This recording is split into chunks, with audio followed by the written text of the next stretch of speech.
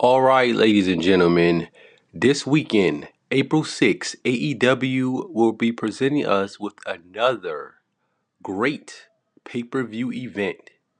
As of the time of this recording, we have 8 matches that has been announced. So those are the 8 matches which I will be doing my predictions. I will be saying what I think will happen and also what I want to happen in these matches. So without further ado, let's get right into it. All right, we're going to start off with a match that was just announced this past week on Dynamite. It will be Will Ospreay taking on Kevin Knight, the newly signed Kevin Knight, in a first round quarterfinal match in the Owen Hart Cup tournament. This Owen Hart Cup tournament was also the brackets were just announced this past week on Dynamite, and I will say some good matches. We know AEW is going to put on the wrestling. We know AEW is capable of that, and so this tournament will be like no other. It will be great in ring action, and for sure, this pay per view, just like every pay per view that AEW puts on, will be jam packed with in ring action. Um, so let's talk about this one. Not much to say, pretty much, about this match. Um, One thing's for sure, it will be a great in ring match. Kevin Knight, know a little bit about him. I believe he used to tag team with Kushida in New Japan as the Time Splitters. Um, and that's as far as much as I know about him. Not too much that I know.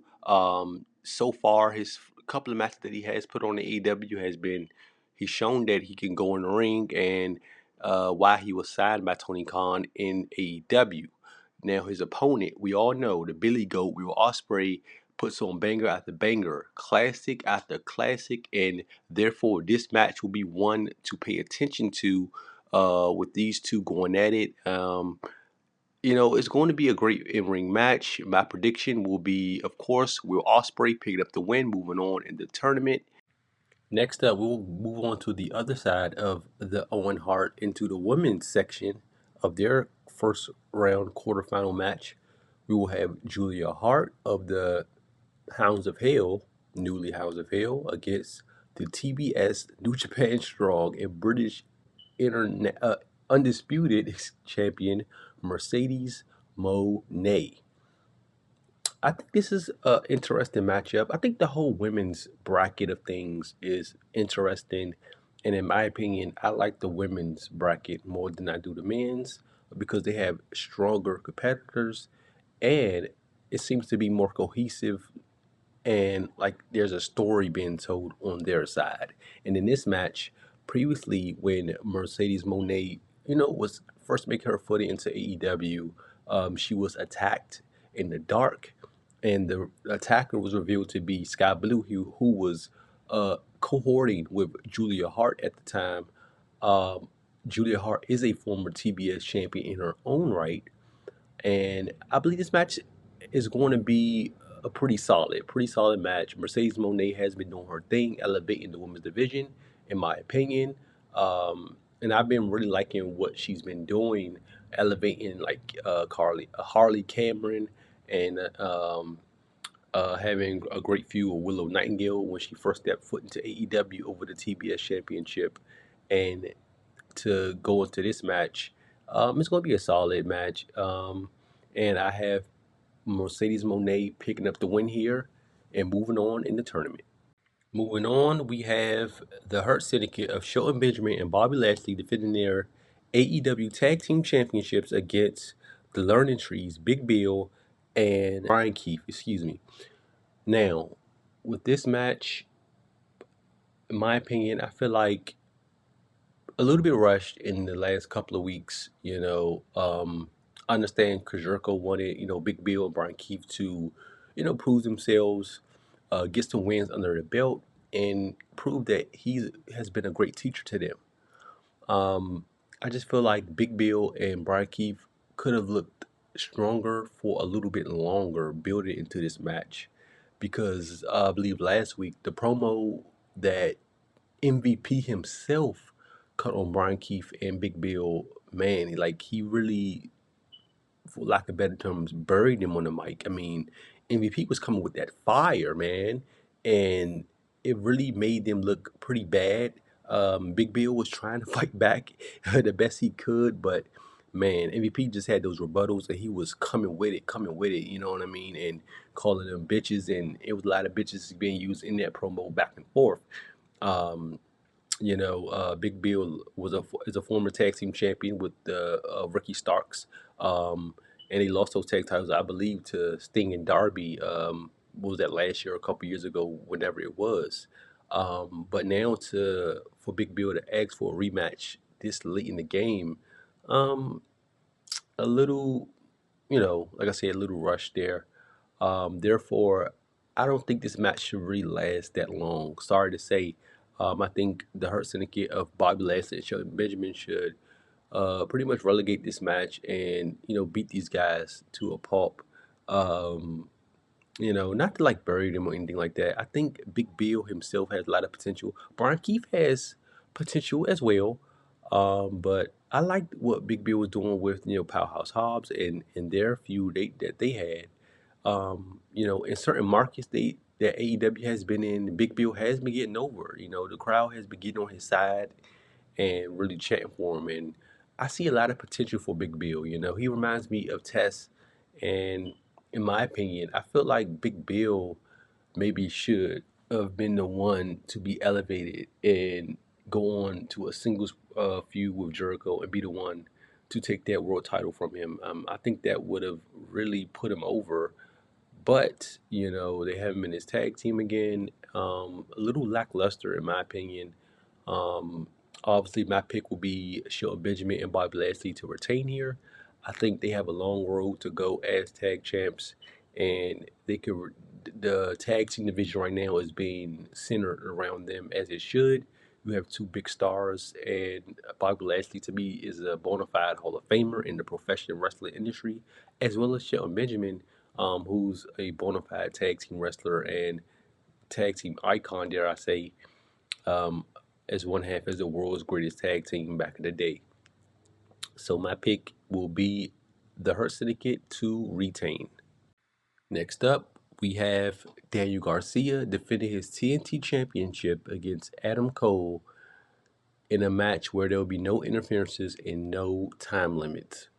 Now, my prediction, what I think should happen is this match should start the show with it being 5 title matches on an 8-match card. Maybe they'll add a couple of matches to the pre-show. I think these 8 matches should be the show, the main card. They shouldn't add any more matches to the main card. A 8-match card is pretty solid. Therefore, this match starting the show should be one of the pay-per-view's longer matches, right? I think the Hurt Syndicate match should be pretty short, right? With, like I just previously predicted, them winning, beating Big Bill and them, so we can really start to break up this learning tree mess. With this match being no time limits, I think it should go longer than 20 minutes. I think it maybe should go 25, maybe leaking into 30 minutes, right? Really getting both these guys over because they really need it. Daniel Garcia's TNT title reign has been lackluster in my opinion, right? The TNT title itself has been very lackluster these last 2 holders between Garcia and Jack Perry. We need the TNT title to be upped. The international title has really taken over the TNT title, what the TNT title should have been. The workhorse title and the title that's being showcased on television. And that hasn't been the case for a while now. So this match on pay-per-view should get its due diligence. It should get focus with these 2 guys. The TNT title needs to be put back on the map. And I think this match should be the catalyst for such. Adam Cole also needs some resurgence in his career with being injured most of his AEW time, and he needs that resurgence in his career. This will be these 2 guys' third match. The first time they fought, it was interrupted with interference. And then I believe last week on Collision, these 2 fought again for the TNT Championship to a 20-minute time limit draw, which led us to this match now being no time limits and the Undisputed Kingdom and 2.0 both being banned from ringside, giving these 2 leeway to have a surefire match, like I said, which we need from these two men. Like I said, so I think this match should go like 25 to 30 minutes, going back and forth, really getting the crowd involved, really showcasing their both of these guys' deep move sets. We can get some great near falls as their last match they just had with the time limit draw. It was like near falls, it was back and forth. We get that plus more, and in the end, my prediction would be a title change. The only title change on this card, spoiler alert, Adam Cole becoming your new TNT champion with a new focus on the TNT championship and a more focus on Adam Cole himself. There you have it, folks. Let's get into some trios action as Death Riders are defending their AEW Trios Championships against Rated FTR, the Death Riders consisting of Claudio, Pac, and Willa Yuta. Now, this feud between Rated FTR and the Death Riders have been going on pretty much since the beginning of the year. We've had Adam Copeland face off against John Moxley a couple times for the world title, and it has been the Death Riders shenanigans with a lot of interferences and a lot of screwy finishes. We had even Christian getting involved, cashing in his contract and pretty much costing Edge his world title match, and that happened at Revolution. We've seen the next week on Dynamite, same thing happen. Death Riders get involved. We've seen recently with FTR having their problems. We've seen FTR kind of having their problems with Edge as well, and I feel like it's all coming to a head in this match here. My opinion, I think it's going to continue with the distinction between the three men of Rated FTR, because I believe Dax maybe feels like Edge is getting big and ego is getting in the way. They have helped Edge try to take out the Death Riders, and the Death Riders have the psychological advantage, and they've had the numbers game, and I feel like that is going to continue in this match. I feel like FTR is going to turn on Edge in this matchup here. They may even just leave Edge stranded and left for dead, and have the Death Riders pretty much just 3-on-1 decimate Adam Copeland, which will then, unfold into a FTR heel turn, which will then see FTR, pretty much have the numbers game on Edge. And down the road, I think all of this is building towards obviously an Edge and Christian reunion. And we may see that going into like Double or Nothing, and I definitely think they will be back into like tag team by All In. I think All In will be the perfect show for that Edge and Christian reunion. And I think at All In, I think a big tag match will be Edge and Christian versus FTR, but the catalyst and the start of everything is going to be in this very match. So with that being said, my prediction for this match will be a Death Riders retention, and the Death Riders will continue their dominant reign in the trios division. We have Chris Jericho defending his Ring of Honor World Championship against Bandido, and Bandido is putting up his mask. This feud, just like a lot of Chris Jericho feuds, have been going on for a couple of months now, between Jericho, Learning Tree, Bandido. We even had Bandido's brother, Gravity, get involved at the last pay-per-view Revolution in the pre-show. In my opinion, I was pretty disappointed with that match because it wasn't a match. More so just an angle for Jericho to get over on Bandido's brother, beating him down in front of his mother and sister.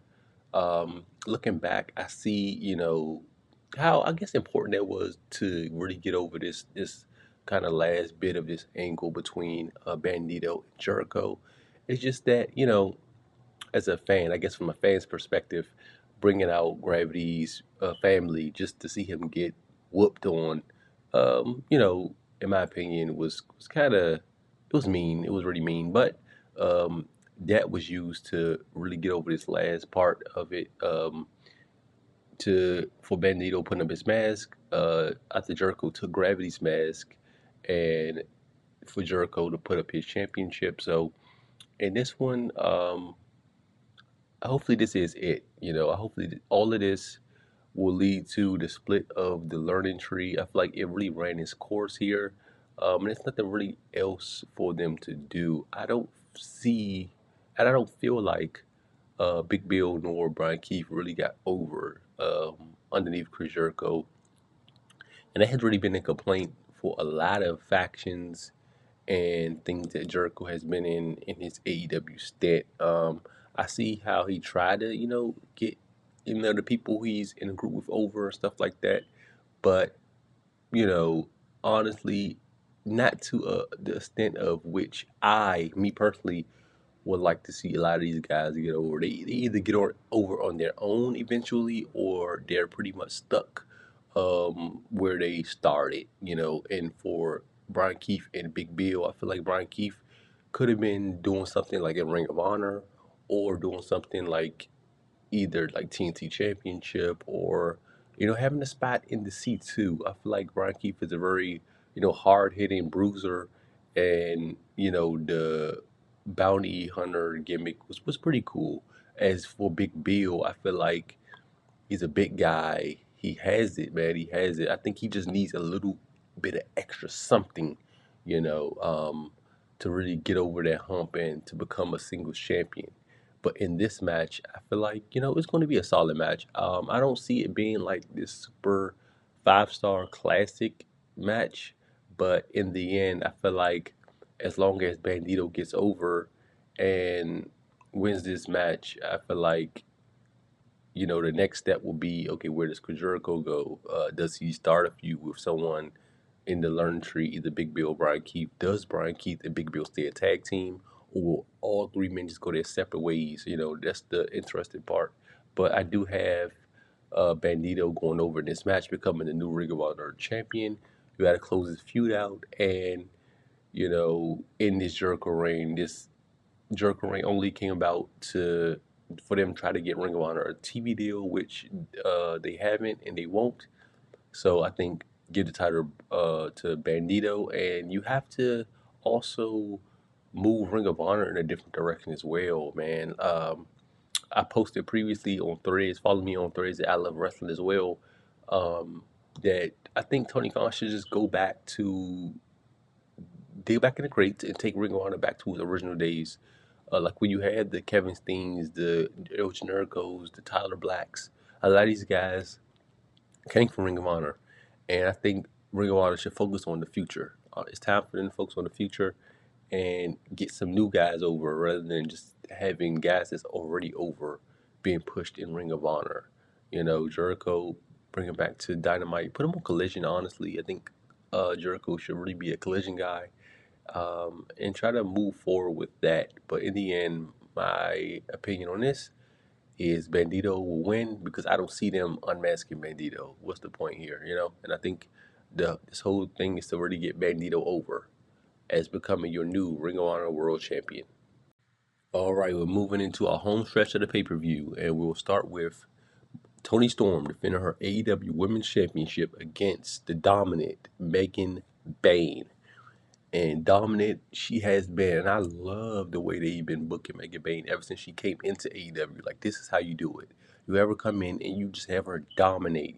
She is like the Brock Lesnar of AEW women's division. And she's just doing her, man. Like, honestly, the Thunder Rosa segment, it was a mishap, but I love how that didn't deter anyone from Megan Bayne, and she just kept just plowing through everyone coming in. Now she's in the AEW Women's Championship scene, and she's getting the shot at the title against Toni Storm. You had her a week or two ago pin Toni Storm in a tag team match, I mean that's the right way to go. If you want, Mega Bayne to get over. You want her to be looked at as dominant. I don't think Toni Storm taking that pinfall does anything bad for her. Mega Man is the bruiser. Mega Man is the hoss in this match, and in this match, I feel like Mega Man should be on top most of it. She's the heel. She's bigger than Toni Storm. You want sympathy for Toni Storm in this match in this program, and so majority of the match, you had Mega Man beating her down, man. Um, Toni Storm, kicking out near falls, getting the crowd behind her, and in the end, Toni Storm can have that comeback sequence, that blaze of glory sequence, man, and fight from underneath. Um, I don't think it's a right decision to put the title on Mega Bayne at this juncture. Like I said, she just came into the company. Yes, she's on a blaze of glory right now, but her taking a pin won't do anything bad for her, especially if there's some little interference from Penelope Ford and some stuff like that gets involved where there's a misstep and then Toni Storm gets the best of her, hit her with the power driver for the 1, 2, 3.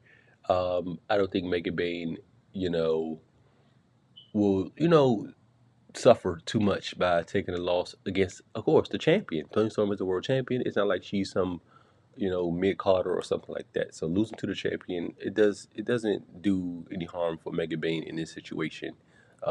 Just my prediction: Toni Storm will retain her championship. Of course, we gotta have Toni Storm as the champion for most of the year, especially going into All In, your biggest pay-per-view of the year. You gotta have your biggest star in the women's division, and really one of your biggest stars in the company altogether as world champion.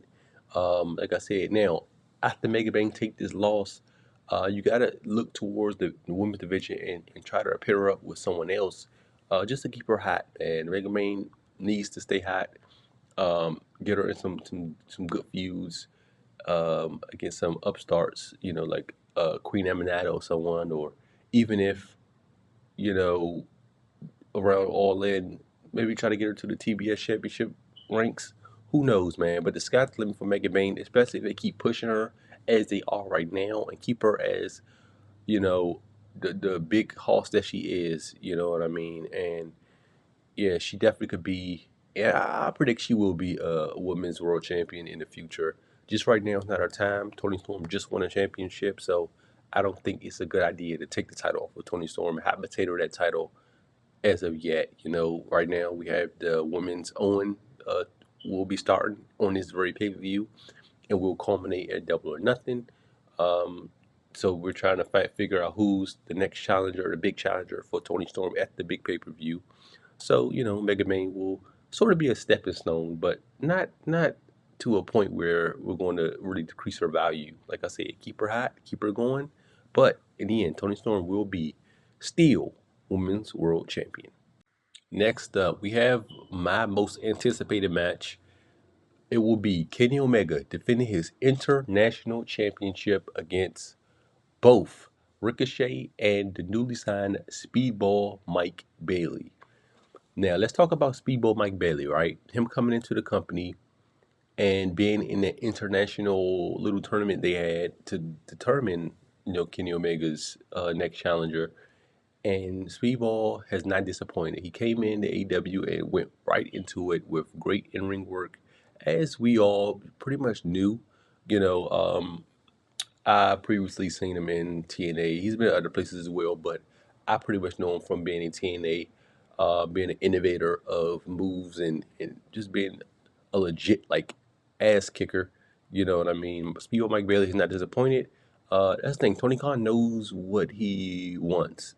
He signed these guys in because he knows that they can deliver on in-ring work. That's what AEW is. It's a wrestler's paradise. These guys come in and they can put on these great matches.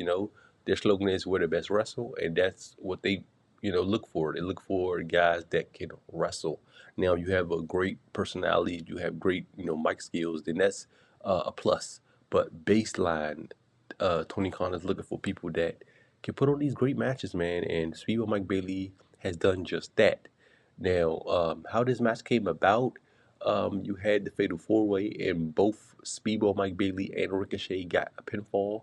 The only thing I didn't like about that is that I felt like Kenny Omega should have came out and cut a promo. Even though, of course, we all know Kenny is not the greatest on the promo on the mic, but I feel like instead of just it being announced that it's going to be a triple threat by the referee or the announcer, Kenny Omega should have came out and said, you know what? I'm a fighting champion. I won this title. This is what I want this title to be. And so you know what? I want both of you at the pay-per-view instead of just being announced. I feel like it would have added that extra little, twinkle to the match. But nonetheless, we have this match. All three men can go.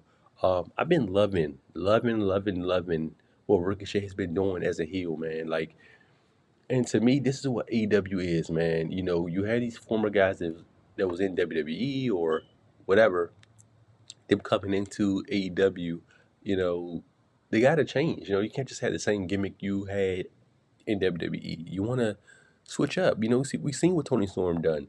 She came into AEW as the punk rock gimmick, but over time she implemented new assets to her gimmick and completely just did a 360, oh excuse me, a 180 rather, and did this timeless gimmick. We seen Mox, we seen Swerve just get completely elevated and do something different than he did in WWE. In WWE, he was a hit row, rapping and stuff like that. We still have that aspect of him because he does rap in real life, but he's more of an ass kicker. He's more of a hardcore guy. He's more serious. He's really amplified himself. And to me, that's what Ricochet has done. He's came in AEW as a babyface. It was not working, and he pretty much used what everybody else was saying on the internet and everybody else opinion on him, and used that to become this great heel, man. This great little sniveling, sneaky little worm of a heel that he is. And he still has the in-ring work rate, but he's just using it in a different way to elevate, his heel game. And it's been great, man. I feel like this match is going to be great. Of course, you got Kenny Omega in there. You got Ricochet playing the heels. Speedball Mike Bailey can go. And we're going to see some great sequences. We're going to see some greatness, man, that only these three men can put on. Ricochet versus Kenny is a dream match in AEW. We possibly can see that down the road, but right now, these three men, because in my opinion, I personally wanted to see Ricochet versus Kenny in this match at the pay per view. That was my pick for this tournament. But to see Mike Bailey get implemented into it, I'm not disappointed. Like I said, we've seen him come into AEW and just do what he's done. Great moves, and yeah. My pick, of course, Kenny Omega has to retain. He just won a title. Um, we see what's going on down the line. They already teased him versus Okada at All In, so that's pretty much the destination. But we're just going through the journey right now to see these matches that Kenny Omega is going to put on to make this reign strong going into All In versus Okada. And this match is the first stop on this great journey, and it's going to be a great one, man. Like, this one is my most anticipated match, just for the work rate, just to see what these guys can do, man. It's going to be a sight to see. So, as I said, Kenny Omega is my pick, and he will retain his international championship. And in your main event of AEW Dynasty, we'll have Swerve Strickland challenging Jon Moxley for the AEW World Championship.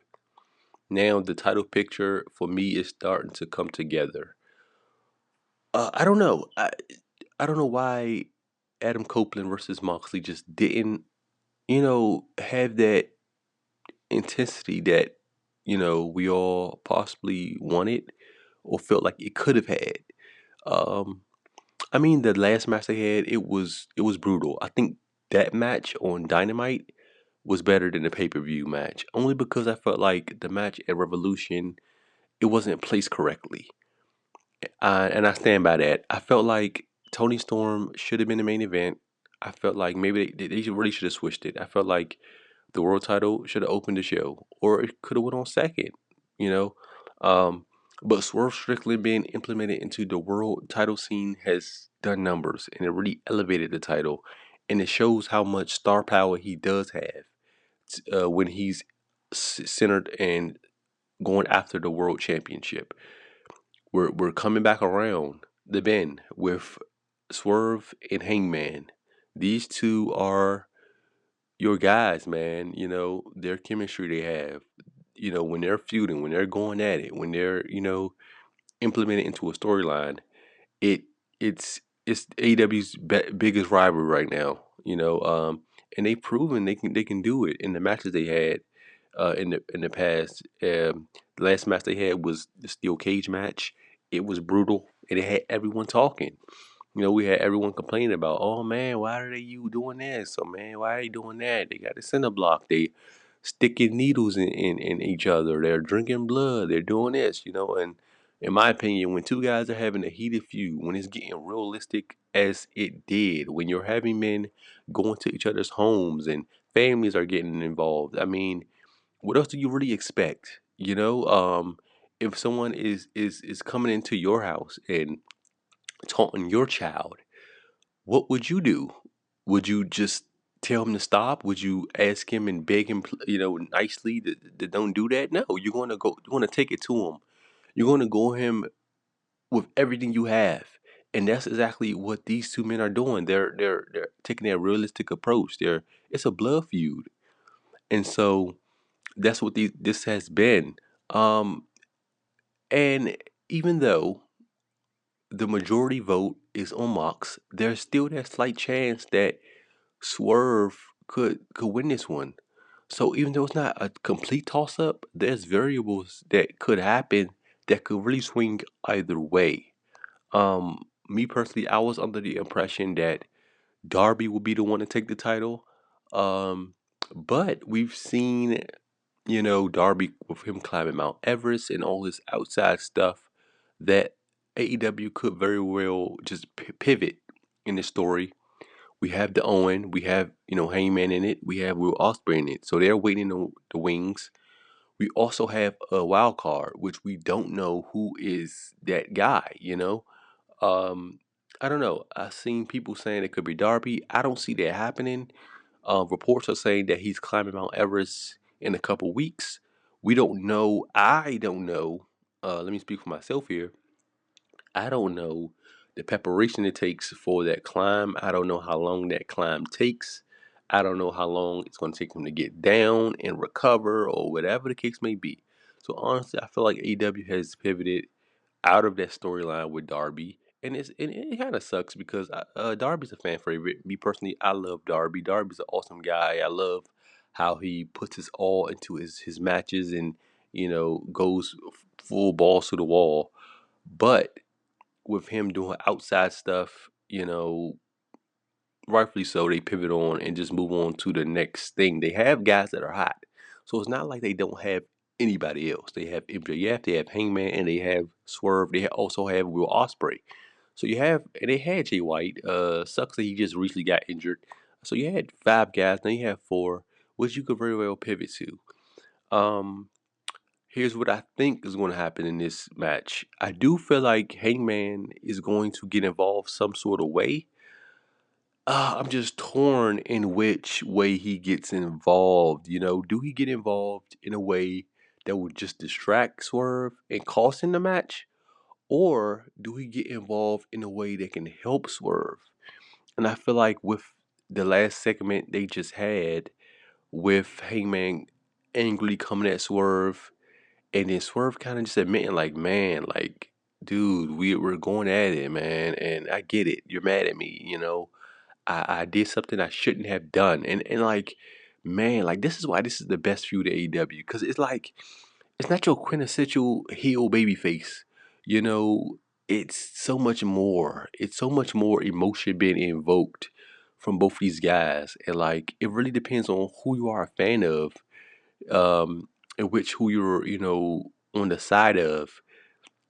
Yes, Swerve has done something wrong, but in this moment, for him to admit it, it just shows you how much he's grown as a man. You know what I mean? To admit when you're wrong in crazy situations, especially after Hangman burned his house down. Like, it's crazy to see him admit it, man. It's amazing. I love Swerve. I love Hangman. These are my two favorite wrestlers outside of Kenny Omega and Darby in AEW. And it's amazing how they're continuously pushing the envelope in this feud and pushing what a feud could really be in 2025 in wrestling. Love these guys, man. So it'll be interesting, man. It's so many ways they could really go. I mean, I seen so many people have fatigue for this John Moxley world title reign. Me personally, I feel like they could keep going, man. I feel like All In is a perfect spot for him to lose it. Um, Dynasty, they seem to be building it as a big pay-per-view, especially last year. Swerve winning the world title. This is Swerve's pay-per-view. Just his full gear is Hangman's. So I think something big is going to happen for Swerve. Um, Man, I'm torn, man. But um, I think Mox retains. This is what I think. Mox retain. I think Hangman gets involved in some sort of way. I think he will cost Swerve the match, but I also don't think that. Mm, oh man, I think they might go in and have one more match. One more match. I just don't know. Is it a double or nothing, which would then lead into them maybe being a tag team? Because Heyman went to go see Swerve, and I wonder what that was about. Was Heyman going to apologize to Swerve? Like, what is that all about? And that's why this is so interesting because this could go either way. Now, what I want to happen is I want Hangman to get involved, but I want him to inadvertently help Swerve win a championship. He said, "I'm gonna go at anything to stop you from winning this championship." But what if him getting involved helps Swerve? Swerve become world champion. Hangman wins the Owen, and we get Hangman versus Swerve for their third match, their third like sanctioned match at the big one for the world championship. And his way of stopping Swerve from being champion is more so on the line of him ending his reign as champion. You know, Also with Swerve winning the world championship, we could get that Swerve Ospreay match for the world title, that a rematch with Ospreay getting his win back. So it's like so many ways they can go, and this is what you want. This is what you want, to keep us at the edge of our seats with options, and AEW is in a great place, man. AEW coming into these pay-per-views, they always, man, always is going to deliver. They always deliver, so that is my predictions. Let me know y'all predictions, man. Comment down below. Let me know. I love wrestling.